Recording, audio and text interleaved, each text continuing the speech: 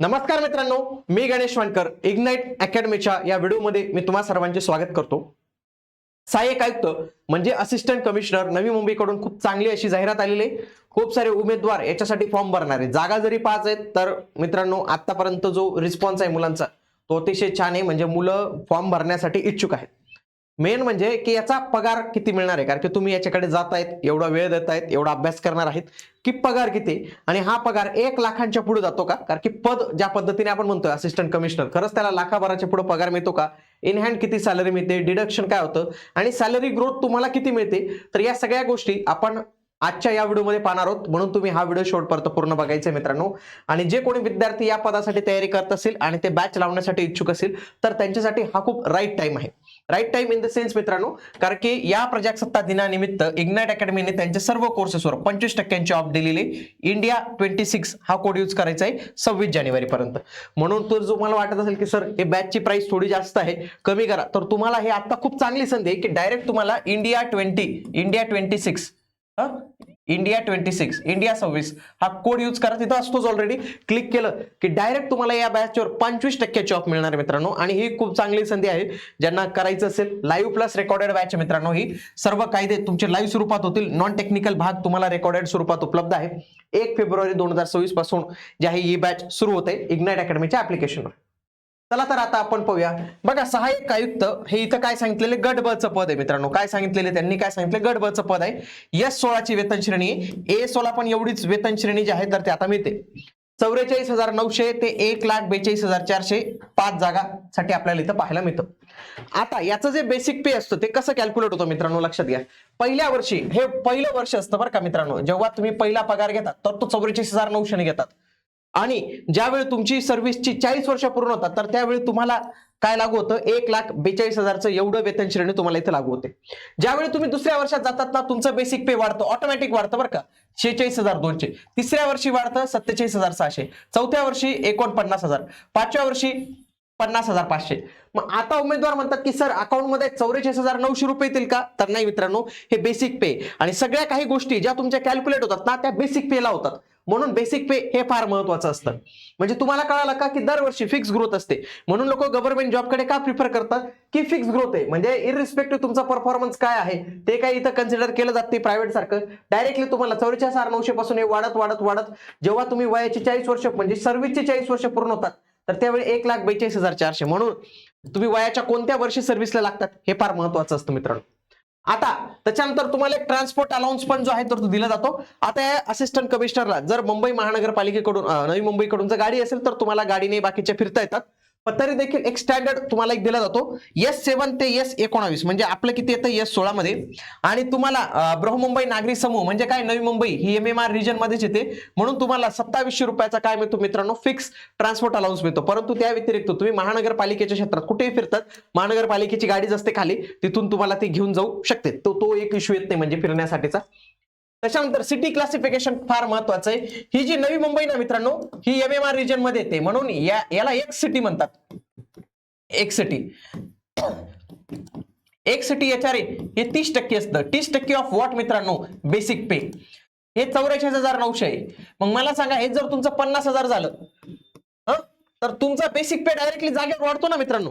म्हणजे लगेच HRA वाढतो. म्हणून दरवर्षी जेवढं हे बेसिक पे वाढतं लगेच तुमचं HRA हळूहळू जो आहे तो वाढत जातो मित्रांनो. हे इथं महत्वाचं आहे. तुमचं हे X वर्गामध्ये येतं, म्हणजे 30% तुम्हाला काय मिळेल, HRA मिळेल. हाऊस रेंट अलाउन्स म्हणतो त्याला, घर भाडे भत्ता म्हणतो.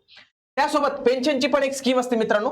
पहिले जुनी पेन्शन योजना होती ज्याच्यामध्ये गव्हर्नमेंट सगळे पैसे टाकायचे, पण आता तुम्हाला तुमचं कॉन्ट्रीब्युशन करावं लागतं. त्याचं नाव मित्रांनो DCPS योजना.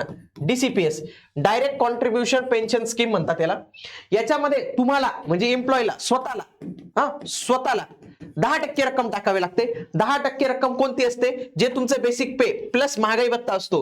मग समजा बेसिक पे हा 44,900 असेल, याचा महागाई भत्ता सध्या 58%. मग हा जो जेवढा काही येईल या दोघांचं एकत्रित करून याचे 10% एवढी रक्कम तुमच्या पगारातनं कपात केली जाते. काय केली जाते मित्रांनो, कपात केली जाते. कपात. आणि एवढी रक्कम गव्हर्नमेंट स्वतः टाकतं 14% बेसिक पे आणि डिअरनेस अलाउन्सच्या एवढी रक्कम त्याच्यात टाकते. त्याच्यानंतर एक महागाई भत्ता असतो जो सगळ्यात महत्त्वाचा असतो, ज्याच्यामुळे आपलं पेमेंट सगळ्यात जास्त वाढतं आणि त्याला म्हणतो डीए म्हणजे डिअरनेस अलाउन्स. आणि हा वर्षातून दोनदा वाढतो मित्रांनो. एक आहे जानेवारीच्या महिन्यात वाढतो, एक आहे जुलैच्या महिन्यात वाढतो. सगळ्यात आधी केंद्र सरकार बाय नोटिफिकेशन जे आहे वाढवते. त्याच्यानंतर राज्य शासन जो आहे तर तो लगेच त्यांचा महागाई भत्ता त्या हिशोबाने जो आहे तर तो वाढवत असते. बघा, केंद्र सरकारने 6 ऑक्टोबर 2025 रोजी ही नोटिफिकेशन दिलेली. याच्या अंतर्गत महागाई भत्ता आता किती केलेला आहे? 58% केलेला आहे. आणि हा 1 जुलै 2025 पासून लागू होतो, म्हणजे बॅक डेटेड तुम्हाला तुमचे पैसे परत मिळतात. त्याच पद्धतीने बघा महाराष्ट्र शासनाचं पण 58% सध्या काय चालू आहे? डीए चालू आहे. आणि हा डीए आता 1 जानेवारी म्हणजे जानेवारी पासून मोस्ट प्रोबेबली हा 60% होण्याची शक्यता आहे मित्रांनो. म्हणजे तुम्ही जेव्हा जॉईनिंग होणार तर त्यावेळी 60-65 एवढा डिअरनेस अलाउन्स निघून गेलेला असेल, ज्याच्यामध्ये तुमचा पगार 100% हा वाढून जाणार आहे. पुढचं एक असतं ग्रुप इन्शुरन्स स्कीम, ज्याला म्हणतो जीआयए स्कीम. जे काही ग्रुप एचे कर्मचारी असतात त्यांच्या पगारातून 960 रुपये कपात केली जातात. ग्रुप बी वाल्यांसाठी 480 रुपये. म्हणजे तुमचे 480 रुपये हे जीआयए चे काय केले जातात माहिती आहे? कपात म्हणजे तुमच्या पगारातून हे कापले जातात मित्रांनो. 480 रुपये एवढे पैसे कापले जातात. ओके. आणि त्याच्यानंतर एक रुपया कापला जातो, त्याला म्हणतात स्टॅम्प रेव्हेन्यूचा 1 रुपया. हा प्रत्येकासाठी म्हणजे दोन्ही कलेक्टर असो का शिपाई असो महाराष्ट्र शासनामध्ये त्याचा 1 रुपया जो आहे तर तो कापला जातो. सोबत एक महाराष्ट्र शासनाचा एक प्रोफेशनल टॅक्स पण असतो मित्रांनो. तो 200 रुपये वगैरे जो आहे तर तो असतो मित्रांनो, जास्त काही नसतो. तो व्यवसाय कर वगैरे जो असतो तर त्याच्यामध्ये 201 रुपये कधी कापले जातात. ओके, तो एक इश्यू असतो. आता तुमची वेतन किती असते ते मी तुम्हाला कॅल्क्युलेट करून दाखवतो. बघा, तुमचं बेसिक पे किती मित्रांनो? 84,900. आता या 84,900च्या 58% डीए कॅल्क्युलेट करायचं आहे. तर हा किती येतील मित्रांनो? 26,042 रुपये. 26,042 रुपये. आता याच्याने मला कॅल्क्युलेट करायचं 30%. की 30% कशाच्या? 44,900च्या. ते किती येतात? 13,470 रुपये. त्याच्यानंतर तुमचा ट्रान्सपोर्ट अलाउन्स फिक्स आहे, तो किती? 2700 रुपये आहे.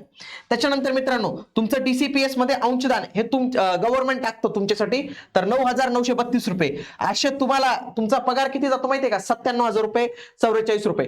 97,044 रुपये एवढा पगार जातो. पण तेवढा इन हँड भेटत नाही ना मित्रांनो. म्हणजे तुमचा पगार 97,000 आहे, परंतु तुम्हाला इन हँड तेवढी रक्कम मिळत नाही. इन हँड किती रक्कम मिळते ते सांगतो. बघा, सगळ्यात आधी तुमचा डीसीपीएस कापला जातो, जो गव्हर्नमेंटने जो तुमचा 10% असतो त्याचा वाटा किती आहे? 7,094.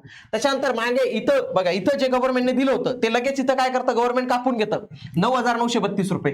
ग्रुप इन्शुरन्सचे 480 रुपये. व्यवसाय कर मी तुम्हाला काय सांगितलं? प्रोफेशनल टॅक्स हा 200 रुपये. 1 रुपया स्टॅम्प ड्युटीचा.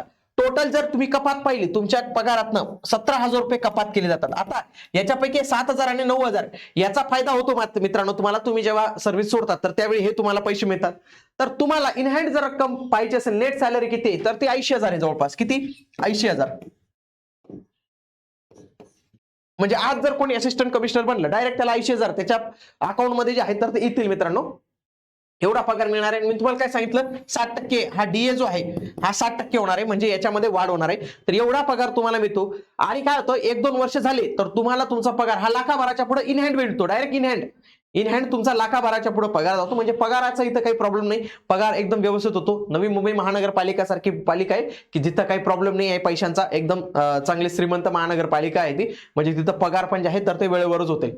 म्हणून जे कोणी तयारी करत असतील, ज्यांना वाटत असेल की अरे राज्यसेवा नाही मला, आता राज्यसेवा थोडी डिस्क्रिप्टिव्ह झाली, मला एक ऑब्जेक्टिव्ह पॅटर्नची तयारी करायची, तर त्यांच्यासाठी एक चांगली संधी. ऑब्जेक्टिव्ह पॅटर्न मध्ये एकच परीक्षा, ना काही इंटरव्ह्यू आहे, ना काही काय तुम्हाला अनुभव मागितलेला आहे, कोणताही पदवीधर फॉर्म भरू शकतो. तर त्याच्यासाठी चांगली संधी. आणि तेच बघूनच विद्यार्थ्यांची मागणी होती एक चांगली प्रॉपर बॅच काढा, प्रॉपर टीचर्स याच्यामध्ये ठेवा, ज्यांना खरंच एक्सपिरियन्स आहे, ज्यांनी याआधी कायदे शिकवलेले आहेत, ज्यांनी राज्यसेवा लेवलचं टीचिंग केलेलं आहे. तर असेच फॅकल्टी तुम्हाला इथं जे आहे तर ते गाईड करणार आहेत मित्रांनो. एकूण 10 कायदे तुम्हाला इथं बघायला मिळणार आहे. 1 फेब्रुवारी 2026 पासून ही बॅच सुरू होत आहे.